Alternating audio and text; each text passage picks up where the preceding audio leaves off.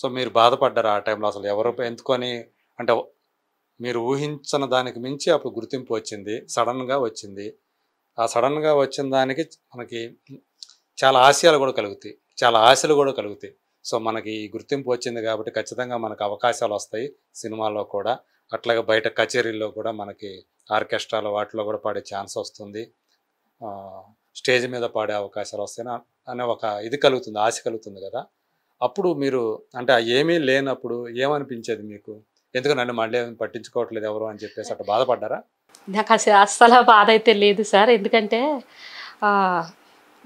బోల్ baby బోల్కి పరిచయం చేసిన కోటి సార్ గారు మొట్టమొదటిసారిగా సునీత గారు నాతో మాట్లాడారు. ప్రోగ్రామ్ అయిపోయిన తర్వాత బయటకు వచ్చేసారు. అదే స్టేజ్ దిగి కిందకు వచ్చేసి కన్నీళ్ళు పెట్టుకున్నారు. నా కోసమే అనుకున్నాను నేను అలా కన్నీళ్ళు పెట్టుకోవడం. అంటే ఒక అమాయకురాలైన ఒక గొర్రె ఒక అమాయకురాలని దాన్ని తీసుకొచ్చి ఇంత ఇలా చేస్తున్నారు ఏంటని ఒక అవగాహన మా ఆవిడికి అప్పట్లోనే. ఏడుతున్నారు, నాకు అర్థం అవ్వలేదు ఎందుకు ఏడుతున్నారు ఇవి నాతో చెప్తానని అనుకున్నాను. దీన్ని చూసి నువ్వు ఆనందపడిపోకు, అలాగని ఇదే ప్రపంచంలో నువ్వు ఉండిపోకు, ఇదే ప్రపంచంలో ఉండిపోకు, ఇది నిజం కాదు, ఊహల్లో బతకొద్దు అని ఆమె అప్పుడు చెప్పారు. కాకపోవచ్చు అవ్వచ్చు, మీరు వచ్చిన రంగుల ప్రపంచానికి లోబడిపోకు. వచ్చారు, పాడారు, ఇది ఒక ఆనందం, ఇది ఒక ఇదే అనుకోండి, ఒక సినిమా చూసినట్టే అనుకోండి. దీనికోసం మీరు ఐరానా పడిపోయి ఇది లేకపోయినంత ఇది ఎప్పుడైనా మీకు ఇది దూరమైనప్పుడు మీ జీవితం ఏడవద్దు, ఇంతే సంతోషంలో ఇప్పుడు ఎలా అయితే వచ్చారో అప్పుడు కూడా అలాగే ఉండండి అనే ధైర్యం నాకు ఇచ్చారు. ఆ రోజు నాకు అర్థం అవ్వలేదండి. ఒక జీవిత సత్యాన్ని చెప్పారు ఆమె. ఎందుకంటే ఆమెకు కూడా అనుభవాలు ఉన్నాయి కదా. ఆవిడ అనుభవం కాదో తెలియదు కానండి, ఎందుకంటే వారు చదువుకున్న వారు అంటే ఎంతో మందిని చూసి ఉంటారు కదా, చూసుండొచ్చండి. అంటే అప్పుడు నా స్థితి ఎలా ఉంటుందో ఆవిడ ఊహించేశారు సునీతమ్మ గారు. ఆవిడ నాకు చెప్పడం అప్పుడు అర్థం కాలేదండి. ఇప్పుడు ఎందుకు చెప్తున్నారో అనుకున్నారు అప్పుడు. ఇప్పుడైతే జరుగుతుందండి. ఓకే, ఆమె చెప్పినట్టే జరుగుతుంది. ఆ జరిగే దాంట్లో నేనైతే కుంగిపోలేదండి, బాధపడలేదు, ఏడవలేదండి. ఎందుకంటే నిజంగానే నేనేం కోరుకోలేదు ఈ జీవితాన్ని. నాకు అక్కర కానిది, నేను ఏది కోరుకోనిది, అసలు నేను పాడతాను అనుకోలేనిది, ఎప్పుడో కూనురాగాలు పాడుకుంటూ గట్లమ్మడి తిరిగి పొలం పని చేసుకుని నా జీవితానికి ఇంత అందమైన ఒక మలుపు వచ్చిందంటే వచ్చింది, పోయింది. అదే మీ ఊరి పేరు ఏమన్నారు? వడిసిలేరు. సో వడిసిలేరులో ఎవరైనా సరే ఇట్లా మీరు ఒక్కరే అనుకుంటా కదా ఇలా వైరల్ అయిన వారా? నేను ఒక్కరిదాన్నేనండి. ఇప్పుడైతే ఒక బాబు ఉన్నారు రాము అని, అసలు ఆ బాబు పాడతారు. అసలు ఏ సింగర్ని పోల్చుకోవాలని చిరంజీవి గారు అనే మాట. ఆ అబ్బాయిని నేను అంటున్నాను, మా తమ్ముడు లెక్క వరుస నాకు. మా ఊరు నుంచి వస్తున్నాడండి, ఒక మానిముత్యం తయారవుతుందండి. అంటే మీరే అతనికి ఇన్స్పిరేషన్ అనుకోవచ్చా? ఇన్స్పిరేషన్ కాదండి, వాళ్ళ మొదటి నుంచి కూడా వాళ్ళ సంగీత పరంగా ఫస్ట్ నుంచి వాళ్ళ నాన్న దగ్గర నుంచి కూడా పాటుకులండి పిల్లలు. ముగ్గురు అక్క చెల్లెళ్ళు, ఒక తమ్ముడు, మంచి పాటుకులు, బాగా పాడతారు. ఇప్పుడు అబ్బాయి వస్తున్నారు, చాలా బాగా పాడుతున్నారు, రాము పేరు, మంచి సింగర్ అండి. మా ఊరికి మరొకసారి ఒక చరిత్ర సృష్టిస్తాడని ఆశిస్తున్నారు. సో అలాంటి ప్రతిభ ఉంది ఆ అబ్బాయిలో, బాగా పాడుతున్నారండి. సో మీరు రఘుకుంచే ఎందుకు ప్రత్యేకమైనటువంటి ఈమెను ఎలాగైనా బయటకు తీసుకురావాలి, ఈమెకు అవకాశాలు ఇవ్వాలి అని రఘుకుంచే ఎందుకు మీ మీద అంత ప్రత్యేక అభిమానం కాదు కానీ సార్, అంటే ఒక కళని గుర్తించారని అనుకుంటున్నాను నేను. అభిమానం అంటే మంచితనం అనుకోవాలి. ఎందుకు ఇలాంటి వాళ్ళకి కూడా అవకాశం ఇవ్వకూడదు? ఇంత మంచి గొంతు ఉన్నప్పుడు పాడే అవకాశం ఎందుకోకూడదన్న ఉద్దేశం అండి. మళ్ళీ పిలిచి ఇచ్చారంటే అర్థం అదే కదండి. ఎంతకాలం తర్వాత? మీరు 4 సంవత్సరాల తర్వాత. అంటే కరోనాకు ముందు అంతే కదా? కరోనాకు ముందండి. కరోనా తర్వాత మళ్ళీ అసలు ఎంతవరకు మీరు హైదరాబాద్కి వచ్చి వస్తున్నానండి.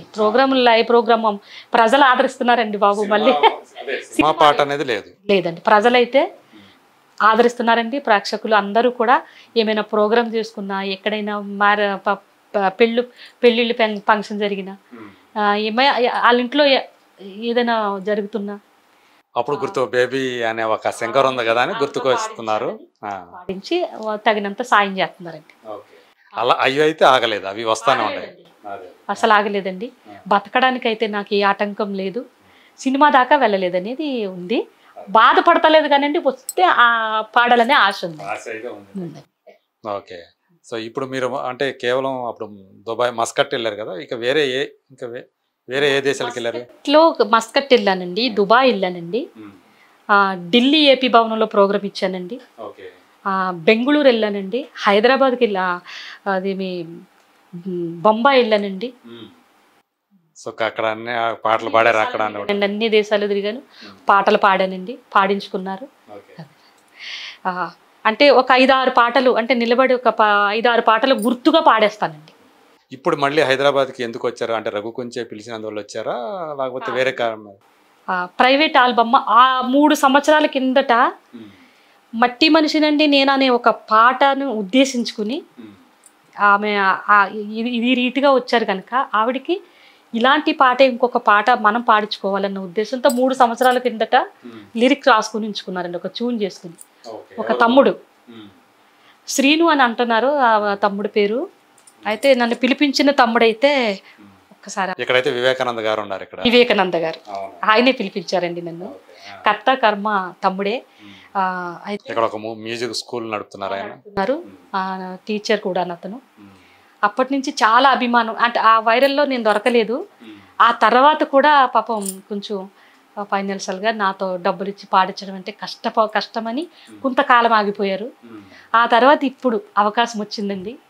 అద్భుతమైన పాట అండి అసలు. ఆ పాట ఒక మట్టి మనిషి అనే కాదు, పడిపోయి అలా అలలు పడిపోయి మరి తిరిగి ఎలా లేచాయో అలాగే ఆ పాటను కూడా నాకు అంటే పడి లేచిన కెరటం అంటారు కదా, అట్లానా? అదే భావం అండి. ఆ పాట అంత కష్టమైన పాట అండి. పాడగలుగుతారు ఇప్పుడు మా కోసం ఒక లైన్? లేదండి, లేదు, రిలీజ్ అయ్యే వరకు పాడకూడదన్న. ఇంకా బయటకు రాలేదండి. సో మీకు గతంలో మీకు బాగా అంటే మీ ఊళ్ళో కానీ మీరు ఫోక్ సాంగ్స్ అవి పాడుకుంటారు కదా, అట్లా మీకు బాగా మిమ్మల్ని ప్రపంచానికి అసలు బయటికి రావడానికి కారణమైన పాట ఏది అన్నారు? ఓ చెలి అని అన్నారు కదా, అలాగే ఫోక్ సాంగ్స్ ఏమైనా ఉండే? ఫోక్ సాంగ్స్ అంటే మా ఆంధ్రాలో అంతగా ఉండవట్టి, తెలంగాణలో ఉన్నట్టుగా పొలం పనులు చేసుకుంటూ గట్ట ఏమి ఫోక్ అయితే మేము వచ్చేసరికి లేవు. అంటే అక్కడ మామూలు సినిమా పాటలు వస్తాయి కాబట్టి అయ్యే నాట్లు వేసుకుంటారు తప్ప ఫోక్ అయితే నేను వచ్చిన తర్వాత అయితే మా ఎదుగుదలలో మాకు లేవండి. పూర్వీకులు ఎప్పుడైనా పాడేవాళ్ళేమో వాళ్ళు మాకు నేర్పలేదు. ఇప్పుడు ఈ మధ్య కాలంలో ప్రైవేట్ సాంగ్స్ అవి పాడుతున్నారు కదా, ఏమైనా జ్ఞాపకం ఉన్నాయా? ఏం లేవా? పాడలేనండి. అంటే తర్వాత నేను పాడడం అంటే కష్టం, నేర్చుకుని పాడాలంటే వాళ్ళు ఇచ్చిన తర్వాత పాడేసి ఊరుకుంటానంతే. సో ఇప్పుడు మీరు కృతజ్ఞతలు చెప్పుకోవాలి అంటే ఎవరికి చెప్పుకుంటారు మీ జీవితానికి సంబంధించి? నా జీవితానికి సంబంధించి కృతజ్ఞతలు చెప్పాలంటే ఫస్ట్ కోటి సార్ గారండి. ఒక ఛానల్ ద్వారాగా పరిచయం అయ్యి వారు నన్ను గుర్తించి తీసుకొచ్చి ఎంతో మందికి పరిచయం చేశారండి. బోల్ బేబీ పరిచయం చేశారు. వారి ద్వారాగా మన బాలసుబ్రహ్మణ్యం గారు పరిచయం అయ్యారు. వారి ద్వారాగా చిరంజీవి గారు పరిచయం అయ్యారు. వారి ద్వారాగా దుబాయ్ పరిచయం అయింది. ఎంతో మందికి పరిచయం చేశారు. వారు దగ్గరుండి తీసుకెళ్ళేవారు. అట్లా ఒక సోదరులాగా చూసుకునేవాళ్ళు మిమ్మల్ని. నా జన్మాంతరం రుణము అలాగే దైవంగా కూడా భావిస్తూ పూజించుకుంటాను. వారికి నా హృదయపూర్వక ధన్యవాదాలు.